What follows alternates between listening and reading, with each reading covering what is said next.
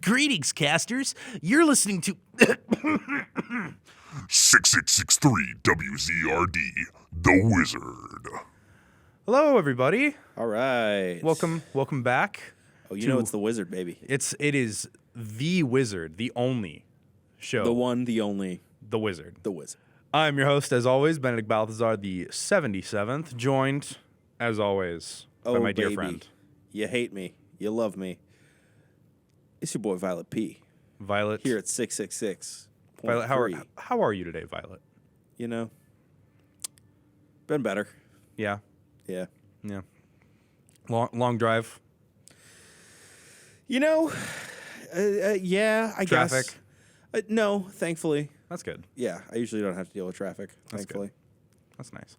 Yeah. Anyway, well, we are back once again in the studio to bring all you lovely listeners out there The most important news that you could ask for. the most important news locally and globally. But we are, of course, going to start with the former. Would you like to take it away with, sure. with our This local is kind news? of a funny one. Yeah, it does seem a little silly. It is slightly topical, too. Topical to us right now. Yep. Go on. We'll get into it. Yeah, if you go ahead and So wanna yeah, take that. let me just dive in. So, an animate object spell went awry at a local mall while an employee was trying to animate a mannequin for display purposes. Seemingly, this spell went deeply wrong as he awakened all the pants in the store. These wayward genes have gained the ability to animate other pants, and the pantsdemic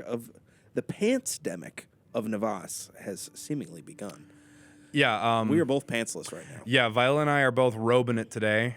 I'm very thankful that I normally just wear skirts. Yeah, I don't. I normally have like the open, like middle sort of cloak robe. Yeah, I'm a big kilt guy. But yeah, I don't.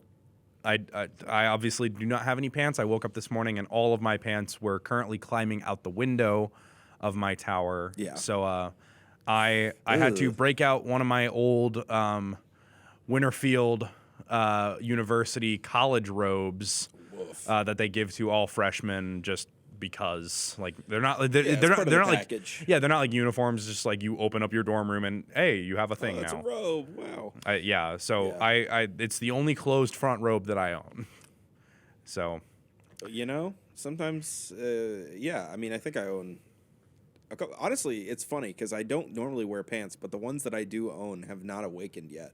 oh, that's So fun. seemingly, I could be wearing pants right now. I just Yeah. usually wear skirts and kilts and stuff. Yeah, you had a choice today. I did not. Yeah, well, you know. But you live and you learn. I gotta go get some more of these robes because this one not too comfy. To be fair, when they fit right, they're very, very comfy. Oh yeah, maybe I'll pick up some skirts as well. Worth the investment, to be sure. Totally. In other news, director Glaparion Shatharazar has begun production on the first motion picture to be filmed in space. Oh, yeah. This film, inspired by the invention of the SADs, the space and dimension-faring ships, is said to be about a fictional war among outer planar beings from a long, long time ago. What are your thoughts on this? Seems like an interesting premise. Yeah, I honestly, like, I think the idea of setting a film in space is already It's cool.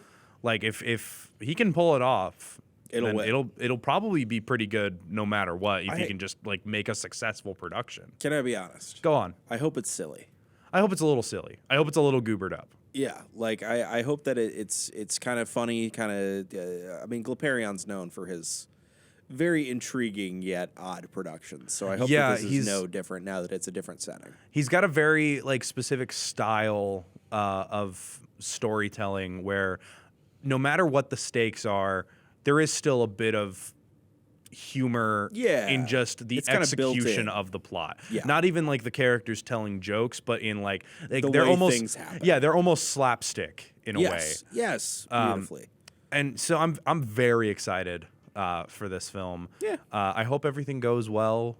I hope. I just hope that it's a great production. I don't see why I wouldn't be. Yeah, exactly. Like it's in space, Yeah, so there's I'm a lot sure of there's a lot of trials. lot of we risks. know the trials and tribulations of production on normal days Oh yeah, on the ground. on the reg. Yeah. Whoa. So I can only imagine the logistical fucking nightmare that is. Oh yeah, But, for sure. yeah. For sure. But should be pretty cool no matter what. Yeah. All right, our next piece of news.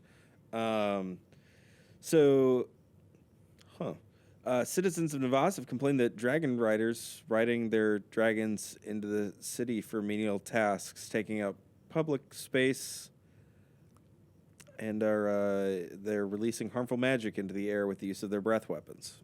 You ride a dragon, Gwenjamin. Yes. You don't, dude. What? Do you leave her, like parked, for lack of a better term? I tell her to do what she wants to do. Dude. She drops me off and she does what she wants to do. You know what she does, right? She takes up like 10 parking spaces out there every day. Okay. She doesn't leave. Well, if that's what what am I going to do? Tell a dragon to fuck off? Yes! All right. Wait, what's that noise? Oh. It appears that Gwenjamin is currently being towed. Yes, there's a comically large ham bone being dragged in front of my dragon by a couple of citizens on the street. Hey, fuck! Hey, assholes! Hey! Well, Violet has left the studio. Yeah, Violet is gone, so I guess I'll just bring in the next segment myself. We're on a bit of a time schedule here. This is the stocks update with Trevon Diccus. Saw it. Hi, Trevon. Oh, Benny Boy, my favorite dude. How's it hanging, brother? Pretty all right. Dude, fuck yeah, dude, brother. Come on. Give me some skin, dude. No. Come on, Brett. Just can you do the stock update, please? Yeah, whatever. All right. What's up, guys? My name's Trevon. Just so you know, I'm the stocks guy. So for the update, the ethereal currency Electrum is at an all-time low, and you know what that means. It's time to buy. We here in the ethereal currency bro market know that whenever something goes down, it's time to buy. And whenever something goes up, it's time to sell. You know what I'm saying, Benny Boy?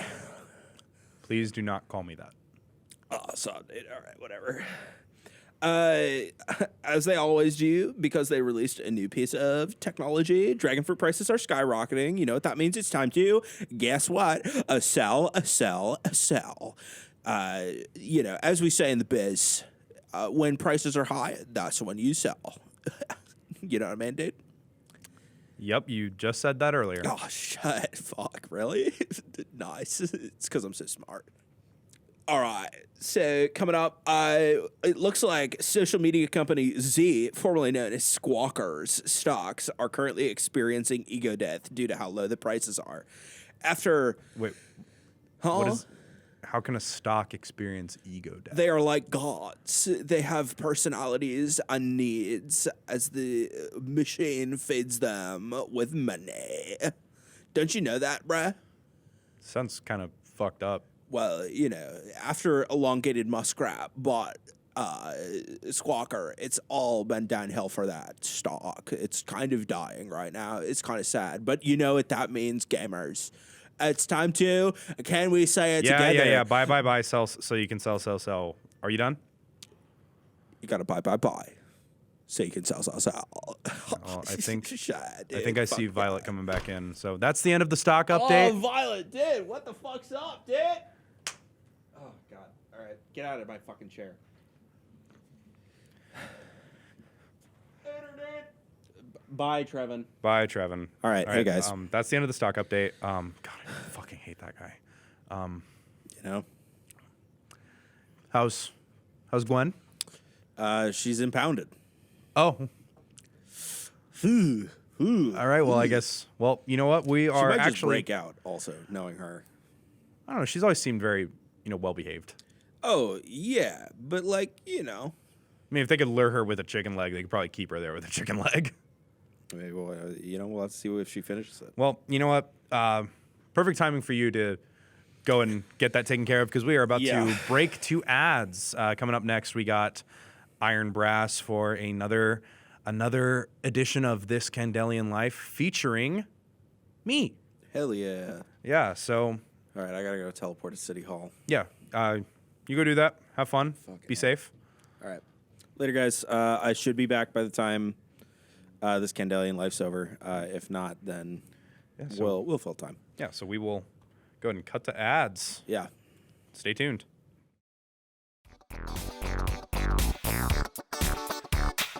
Hey there, kids! It's your good friend Fafnir Fazdrake. Are you ready to have some fun?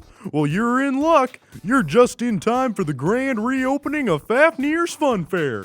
Come on in and play all sorts of fun games. And don't forget to grab yourself one of our world-famous Dragon Egg calzones. Come hang out with me and my friends, Baylor the Basilisk, Kython the Cockatrice, and Fenrir the Swashbuckling Hellhound. Fafnir's Fun Fair. We're gonna have so much fun together. Fafnir's Fun Fair is not responsible for accidental injury or death at any of our 87 locations.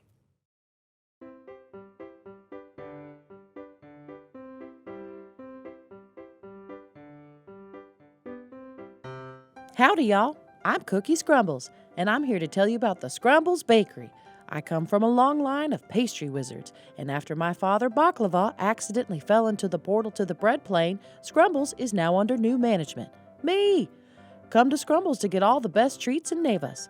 We've got pastries enchanted and ordinary, including croissants of spider climbing, macarons of fire breathing, and introducing ethereal eclairs for our less incorporeal customers. Come on over to Scrumbles Bakery. We conjure what you crave. Coming up, This Candelian Life with Iron Brass, only on 666.3 WZRD, The Wizard. Hello, my name is Iron Brass, and this is This Candelian Life. Today I am joined by Benedict Balthazar the 77th. So, Benedict, first I must ask, you of course come from a long line of other Benedict Balthazars. Yes, indeed. I'm the seventh son of the seventh son 77 times over. So every member of my family that bears my name has been the seventh son of the seventh son, which is kind of insane. Yes, a long line of expounding Benedict Balthazars. Mm-hmm. So, Benedict, how would you say you feel about the pressure that this must lead? Well, it's kind of something that like I have lived with since birth, pretty much. Every member of my family that I share a name with has done some kind of great accomplishment in magic history. Benedict Balthazar I was said to be one of the very first wizards ever, which is insane. He was like one of the first like mortal men, like non-sorcerer, non-warlock, non-cleric people to sort of discover that through study and practice you can wield magic no matter who you are. Which already, like, even if that was the only thing that I had to live up to, that would be an insane standard.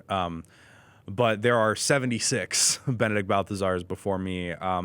As I've said before, like, the 16th was the one who created spell script, which is one of the main forms of writing used for spell scribing now to create new spells. And in addition to that, like the 70th created the message cantrip, and my own father, Benedict Balthazar the 76th, created the permanent teleportation circles that now reside in Nevas and all around Candelia and beyond. Before him, there used to have to be like an operator for every sort of teleportation station who would connect you to wherever, but now You can just go to the teleportation circles and like think about where you want to go, and you will go there. And that's obviously been like a huge point of both pride for my family, but also a lot of pressure for me in my own studies as a wizard. I was kind of pressured into magical studies from a young age, which it's still something that I'm very passionate about despite that. But there was always a lot more pressure for me to perform well compared to my older brothers and sisters. I'm the youngest of 13 children, and 7 of those children are sons, including myself. So it led to me holding myself to a very high standard academically, because it was the standard that my father had for me. So throughout school, I always tried to do my best. I always got good grades, and I was really into divination. Whenever I got to like my teenage years in high school, I was mainly studying divination courses, and that's where I was putting all my strength towards. But my senior year, it ended up like really taking a toll on me. Like senior year divination classes were so difficult. They were one of the biggest pains I've ever dealt with. But I really I focused up and I studied hard. And then first semester grades, I got back and I got a C in divination despite how hard I worked on it. And I think that was kind of that was sort of a pivotal moment for me. It destroyed my confidence in myself and my abilities as a wizard completely. And that second semester, my senior year, I was barely passing any of my classes. I was completely burnt out. I had overworked myself so much that first semester for what amounted to, in my opinion, nothing. Even though a C was a passing grade and I still had a good GPA despite it, it just made me feel like such a failure at the time. So that second semester, I barely tried at all. I did just enough to get by, and I annihilated my GPA pretty much. I destroyed any chances I had of getting a good scholarship into a good university, et cetera, et cetera. And it was just such a low point in my life. So I stayed at home with my parents for a while. As I said, I was the youngest sibling, so all of my older siblings had already moved out, and they had either gone to college or joined an adventuring party or gotten some kind of trade career straight out of the gate. I ended up getting a job at McReginald's. I still practiced magic, but I was using it for basically just mundane bullshit at my job. I was basically using it so that I could have a job without having to do my job. I ended up getting promoted to assistant manager at that particular McReginald's. And eventually it got to the point I was 20 years old, still living at home. It had been 2 years since I had graduated high school. And my parents basically told me, hey, shape up or ship out. My dad in particular was super on my ass all the time about the fact that I still lived at home. And I really did not want to deal with it. My mom was fairly supportive at the time, but she did also encourage me to get back into wizardry and get out of the sort of rut that I had dug for myself. And that's when I met Professor Geronimo McCringleberry. He was a regular at McReginald's. I ended up talking to him a lot, and he's a professor of conjuration at Gray Hollow Community College, which is nearby where I grew up. So after many conversations with Professor Geronimo and conversations with my parents, I eventually realized, like, yeah, I'm kind of like throwing my life away right now. So I took a test and I passed it, and I was able to enroll at Grey Hollow. And I was like, it was the first like anything academic I had ever done in 2 years. Like I hadn't given up magic at all, but I was using it for completely selfish bullshit reasons. And this was the first time that I was actually like putting forth effort into, you know, growing my knowledge again. So I initially ended up majoring in divination again because it was what I knew. It was what I thought I was passionate about and good at. But I started getting these like horrible nightmares and panic attacks where I just kept like envisioning myself completely failing again, like trying so hard just to not make it again. And part of like divination studies is like opening your mind up to visions of the future. And I think what happened was like I could not distinguish these nightmares and panic attacks from the visions of the future that I was having. So I eventually decided like I can't do this anymore. So after my first semester, I ended up changing my major over to conjuration because as I said, Professor Geronimo McCringleberry, that was what he taught. And so I thought, like, at least I will have a familiar face that I can work with and that I can sort of use as a resource to help me through what was, at the time, like a pretty new area of study to me. And I ended up doing really good, actually. Like, despite the fact that I'd never really practiced much conjuration before beyond like casting like unseen servant at my job to basically do my job for me, I was able to like really excel in Grey Hollow's conjuration program. And I ended up, after my sophomore year, after 3 semesters of studying conjuration, I ended up getting scouted by Winterfield University up in northern Candelia by their conjuration program, which was huge for me at the time. Like, I had considered myself like such like a disappointment and a failure for so long that it was huge for me to finally get this news. And so I wasn't like super sure about whether or not I wanted to do it at the time, because I still had my family back at Grey Hollow. And so I wasn't sure if I wanted to leave my parents behind just yet. So I was on my way home from work, and I had like this email from Winterfield, like on my crystal. And I was debating whether or not I wanted to tell them the news. And then I get home and I hear my parents having a conversation in the dining room. And, you know, for the I had always dealt with shit from my dad.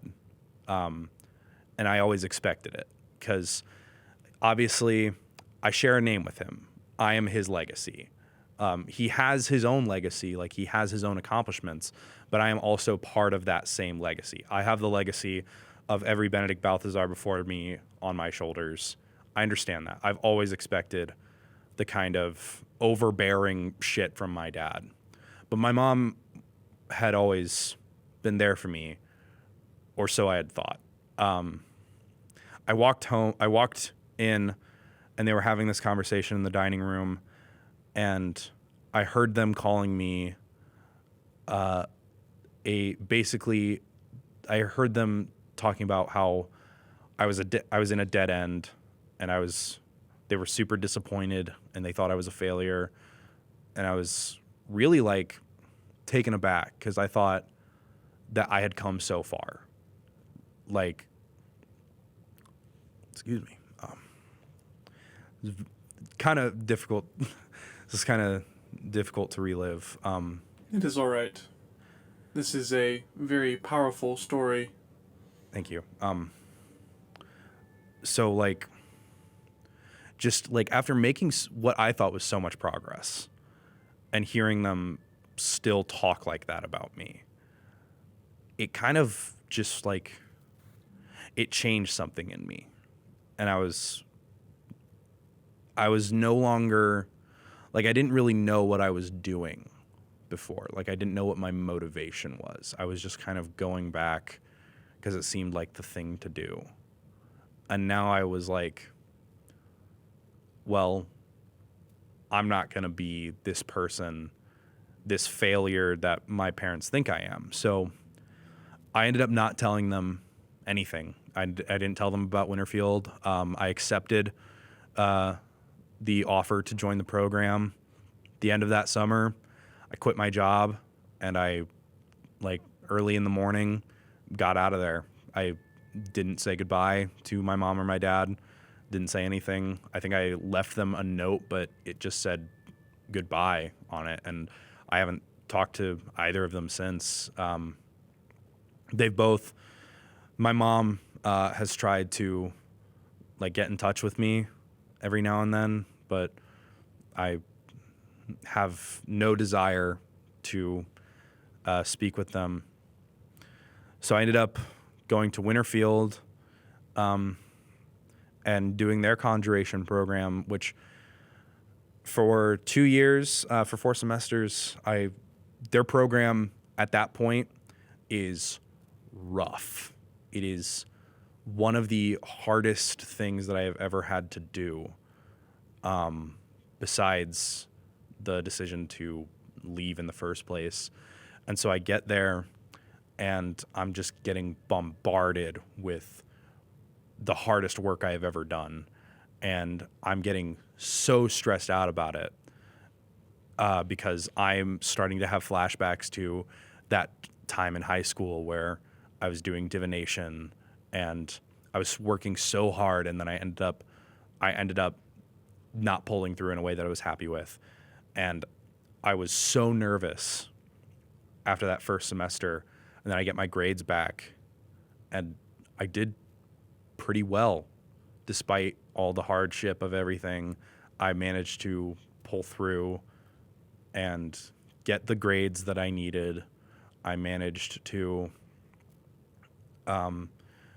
I managed to pass, and I got through the program. Those 4 semesters were brutal, but I did it, and I succeeded. I excelled, and now, like, I still, like, have that divination magic in me, but I'm a conjurer now, and I consider myself to be pretty good at it. Like, I'm nowhere near, like, the best wizards in the land. I'm not like somebody who can necessarily teach this stuff, but I consider myself really capable. And I don't know if my parents listen to this show, and I honestly don't care, because as far as I'm concerned, I have nothing to prove to them anymore. Like, I have this name that has been attached to so many great wizards before me, and I couldn't care less at this point. Like, I don't want to prove anything to anybody anymore. And, you know, I feel like that's the greatest decision I've ever made, was going back and learning magic on my own terms rather than the terms of my mom and dad. So, thank you. Yes. Oh, God. That is quite interesting, especially from a more metaphorical standpoint of both facing the pressure of people before you, as well as leaning into your own magic studies and realizing divination is not for you, as it looks into the future. Both angles of time coming in at you at once. But conjuration is truthfully the magic of self-actualization, which you have definitely accomplished. Thank you. Thank you. I really appreciate it. Thank you for joining me, Benedict Balthazar the 77th. Thank you. Thank you for having me, Iron Brass. I appreciate it. I hope that my story can inspire some other young wizards, or not even wizards, whatever, some other young people out there to break free from the confines of like the pressure of those before you. Well, at least your story has energized me. I'm glad. Thank you again, Benedict Balthazar the 77th. And thank you. This has been This Candelian Life. I am Iron Brass. And I am Benedict Balthazar the 77th. Goodbye.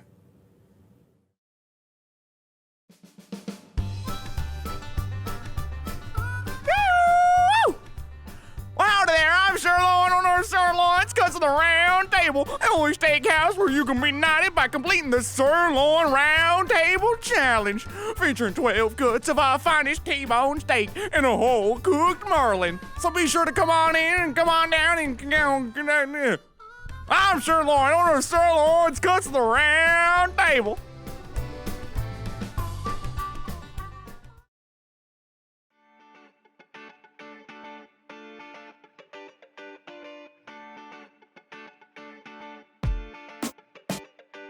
Konnichiwa, students. My name is Sensei Brian, here to represent Mage Hands Arcane Martial Arts. We have all types of things that you could need down at the Waterport Mall. We have Odesian Jiu-Jitsu. We have Sinesian Jiu-Jitsu. We have Raven Mount Triple Homicide. We have every martial art in the book. Come on down to Mage Hands Martial Arts, and we'll give you 10% off if you tell them Wizard sent you. And by I mean me. It's my business. And if you don't have fun at your first lesson, let's just say it's free. Mage Hands. Awesome. Sweet, nasty, sick martial arts. Hey-ya!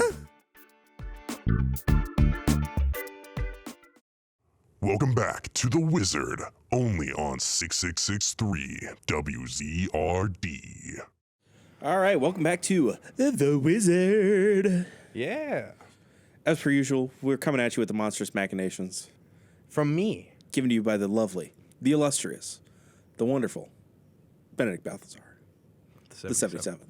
Yes. Kick us off. Oh, of course, of course. So today, we are going to be talking about one of the creepiest and grossest monsters an adventuring party can encounter.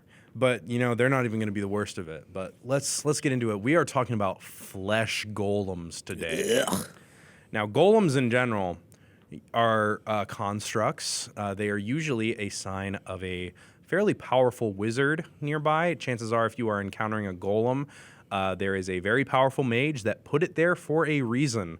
So a flesh golem is going to cause you problems, but it's probably not going to be the least. It's probably not going to be the worst of them. Yeah. But let's get into it. Flesh golems, you know, they're exactly what it says on the tin. They are golems that are made of pieces of various forms of mortal flesh, usually from different people, all stitched together and brought to life in a horrifying ritual. Flesh golems in particular are very unique among golems in the sense. Nasty guys. Yeah, they are disgusting. Usually with very large seams on the body. And there's a variety of ways that you could fight a flesh golem. You can just take it straight on. You could, try to have some strategy with it. They aren't the smartest golems. In fact, I think they are categorically the Some of the stupidest. dumbest, yeah. But be warned, do not ever, under any circumstances, hit a flesh golem with any sort of lightning effect. This will make them stronger, as lightning is what initially gives them life in the first place. That is part of the ritual. Ooh. So if you are trying to, if you got a flesh golem on its last legs and you think, oh yeah, I'm going to cast this lightning bolt spell. Congratulations, you have just made the fight twice as hard for yourself. But conversely, flesh golems, since they are stitched together, they are susceptible heavily to fire.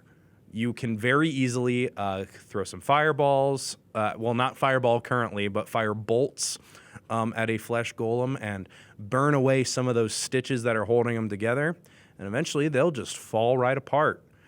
But just remember, no lightning spells, absolutely no lightning spells. I cannot stress this enough. You will die. Don't do it. Do not do it. But fire on the table, which is great because there's a lot of things out there that are resistant to fire. The flesh golem, not one of them, baby. Good to know. Yeah, but with that, we're gonna move on a little bit. That's it for our monstrous machinations this week. So we're gonna move on. What do we got for global news this week, Violet? Well, as you know, the UN met The Unified Nobles, yes. Yes, the Unified Nobles met last week. So there's some news regarding that meeting and that kind of whole. Your uncle's on the UN, right? Yes, he's actually one of the founding members of the United Nobles. Nice, nice. So yeah, actually, speaking of which, it looks like the first story of the week is about him. It seems that Xandri and Philleamus Xandri and Philleamus recently walked out on a UN meeting and has not been seen since. When asked for comment, members of his staff said that he expressed disinterest with the bureaucracy of ruling. When asked for comment himself, Xandri did not respond, as no one can find him, and messages and scries aren't working. Yeah, that sounds about right. Yeah, I mean, we talked the other week. This news report says that he disappeared 3 weeks ago. Yeah. We chat. Okay. You know where he is? Yeah. You're not going to say anything? I'm chill like that. I respect it. Yeah. He's my unk, you know what I mean? Like, we gotta, yeah. Like, well, he is very much the king of an entire continent. Yeah. So He's a chill I do dude. hope that he comes back fairly soon. He'll get around to it. Yeah, I'm sure Odija can take care of itself in his absence, but, still kind of a power vacuum there. Wouldn't want to see anything go wrong. Oh, come on. There's plenty of Philleamuses. God, there's so many of us over there. Jesus. You guys are like rabbits. Yeah. I mean, it is wild how many cousins and uncles and blah, blah, blah I have. Mm-hmm. All right, well, moving on from that, speaking of the UN, there's a lot of UN news this week. A group of 4 penguin-like birdfolk rogues were spotted breaking into the UN headquarters. The group reportedly stole multiple important documents before one of them vomited up a stick of dynamite and blew up a wall, allowing them to make their escape. Seemingly, they wanted to get caught as it would make them appear more swagalicious. Thoughts? Well, first of all, we need to illustrate that was on the brief. That the word swagalicious was on the brief. Yeah, I did not. That was I not did an not put that in. off-the-dome That was from on our copy. Benedict, yes. It's interesting that, like, I'm kind of here for the thieving renaissance. Yeah, like, There's an art to heists, and it's been dying recently. Mm-hmm. There's an art to big heists, especially heists where you are, like, kind of seen doing it. Oh, like, yeah. Like, it's kind of a lost art to pull off a heist and get away from the scene With bravado. With bravado. Like, Oh. recently we talked about that one rogue that was stealing from the shops in Nevas and leaving behind pictures of him having sex with the victim's mothers. Yeah, the rogue renaissance is real, and I'm kind of here for it. The rogues are rising up, and you know what? If they keep pulling off really cool heists like this, I'm chill with it. Badass, dude. Yeah, Imagine, yeah. There's so much that goes into being like a true villainous soul, and one of the things that I feel has been lost to time is presentation, Grandeur, presentation, theatrics, even. Yes, absolutely. And these 4 penguin-like birdfolk have They've got theatrics it. on their side. They've got it in spades. They even did the smile and wave and everything. Like, they looked my back God. and went, Later, assholes. literally. Oh. And then they dipped. And you Come know on what? now. Blowing up a wall and then jumping out Badass. as a penguin? Badass. Yeah. I Huge. bet they slid their way out. Oh, yeah, for sure. For sure. Okay, so What else we got? this is what my uncle was talking about. Okay, so exciting news. Exciting news. I love exciting Yes, news. in light of the nefarious nut twister incident, quote unquote, which made global news, the Unified Nobles have decided to unban the following spells. Mass unwrinkle brain, eradicate rib cage, instant ossification, enlarge heart, boil urine, heat fillings, invert urethra, cloacification, 1,000 bricks until you die, summon lesser tuna, and Glock 19 with extended mag. What was that last one? Summon lesser tuna? Yeah. Well, oh my God. I Yeah. forgot that Summon Lesser Tuna was banned. That was like, that got banned when I was like a kid. Yeah, it's cruel and unusual for the tuna Yeah. because tuna are usually fucking huge. Yeah. Oh my God. Summon Lesser Tuna's back. Oh my God. We can finally make lunch again, dude. I know. Oh my God. I'm going to make so Meat's many back on the menu, boys. I'm going to make so many tuna sandwiches. And you know what? Fuck Like yeah. some of these spells, you know, I can see why they were banned, but I am glad that they're making their return. Heat Fillings in particular was a very useful combat spell against the right opponents. Yeah, I feel like this is marking a like this has got to also be. I know that they said it was like, oh, because the Nefarious Not Twister, blah blah blah blah blah. This has also got to be some like stuff to do with Ball becoming open source. Like They've been having a lot of, they've been doing a lot of work with allowing more magic. yeah, which I'm down for. I'm And I super down think for. They realize that making more spells open source also means that those spells are going to get a lot more deadly, and so having equal force to fight back with is imperative. And Yeah, so, and like plus like the reality of spellcasting is like most wizards are not using their spells on innocent people. Oh, like there yeah. are monsters everywhere. Like we just talked about some. We talk about some every single week. Yep. And so, you know, like a spell like instant ossification or eradicate ribcage, that's going to do a number on a flesh golem Oh, sure. because Yeah, they're already absolutely. fragile. Yeah. No, absolutely. So that's It's- going to be super helpful. It's one of those things where like if good wizards learn evil spells, then They can use those evil spells for good things. absolutely. Like it's like becoming a lich. Like becoming a lich is Bad on paper. bad on paper, but Depends on how you use it. yeah, like as long as you are not consuming the souls of innocents, like Which to is not sustain very your hard. life. Most people are bad. Yeah, especially if you are a wizard. Yeah. Oh my god. Like chances are if you're a lich, you are already surrounded with really shitty people. Yeah. True enough. So like, you know, Start eating them. evil spells can be used for good reasons. Yeah. And I think these spells are going to be very useful for adventuring parties who are vanquishing beasts. Absolutely. Like imagine like Or hordes of zombie enemies. yeah, Or whatever. exactly. Like imagine hitting a horde of zombies with instant ossification. That's going to take them out immediately. I think my fucking dragon's getting towed again. Oh God, no. God, I told her to fuck off. You got her back and then I told her to leave. did you? I did.